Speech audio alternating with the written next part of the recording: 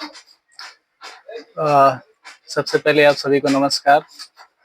अ, एक छोटा-सा प्रश्न था भैया से, ये कहिए कि आशीर्वाद स्वरूप मैं इनसे जानकारी लेना चाहता हूँ।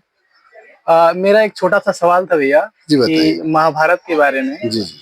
पितामह भीष्म पितामह भीष्म को अंततः जो है मौत की सैया प्राप्त हुई।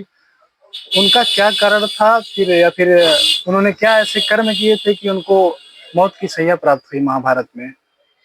देखिए जहाँ तक भीष्म जी की बात है, वो महाबली थे और बहुत ही चरित्रवान और बहुत ही पराक्रमी योद्धा थे। उन्होंने अपनी ज़िंदगी में कोई गलती नहीं की। उनके उनको जो बाणों की सैया मिली थी 7 दिन के लिए, जो अर्जुन ने मारा था उनको, वो उनके 11वें 10 जन्म के पहले का पाप का फल था। एक बार जब वो वन में जा रहे थे, तो उनकी गलती नहीं थी, लेकिन उनके जैसे जो करने का तरीका होता है उसी समय उनसे पाप हो गया था। वो जा रहे थे तो एक सांप जा रहा था, तो उस सांप को उठा करके वो अपने तीर से उठा करके फेंक दिए और चले गए। उन्होंने सोचा कि मैं सांप का भला कर रहा हूँ, साइड में कर रहा हूँ, लेकिन वो सांप जा करके वो होता नहीं कांटों वाले जाल में, कांटों में फंस गया और वो तड़पता रहा। वो 7 दिन तक तड़पता रहा, 7 दिन तक तड़पता रहा और उसके बाद उसकी मृत्यु हुई। उसने उसी समय वो श्राप दिया था कि जिसने मेरे साथ ऐसा किया है उसके साथ भी वैसा हो।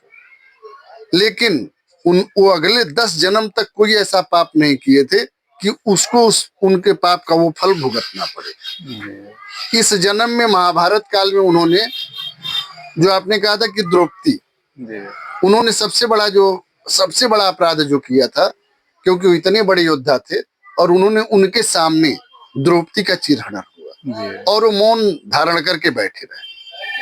5 पांडवों के साथ अन्याय हुआ। 5 पांडव, यहाँ तक कि कृष्ण जी कहे थे कि मतलब हमको 5 गांव दे दीजिए, ये कोई युद्ध नहीं करेंगे। फिर भी वो उनकी तरफ से लड़े और उन्होंने सबसे बड़ा अपराध जो किया द्रौपदी का चिरहरण। वही जब ये पाप किए तो इस पाप की वजह से इस जन्म में उनको वो 11वें जन्म वाला पाप को इनको भुगतना पड़ा।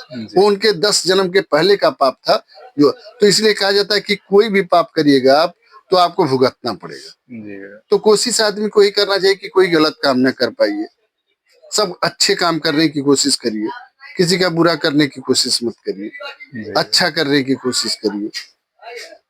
बस यही एक गलती के कारण भीष्म जी को ये झेलना पड़ा। जय श्री राम।